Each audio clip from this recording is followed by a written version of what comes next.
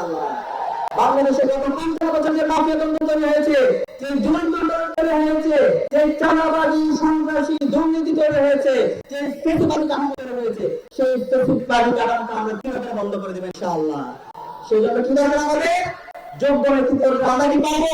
আমাদের নেতা, আপনাদের বৈষম্যের বিরাসনীন নেতা অ্যাডভোকেট আল ফারুক প্রতিবারে দেখা করতে বিজয় করতে ইনশাআল্লাহ।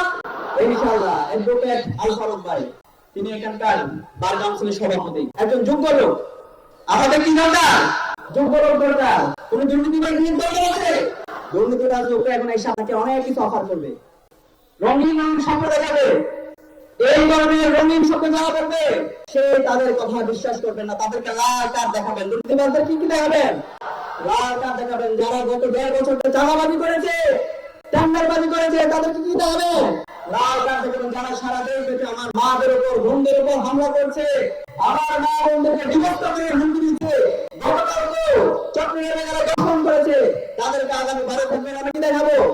লাল কার্ড দেখাবো। এবং গত 55 বছরে উত্তরবঙ্গের জনগণের সম্পর্কটা, সেই সম্পর্কটাকে যারা নস্যাৎ করেছে, আমরা তাদেরকে লাল কার্ড দেখাবো।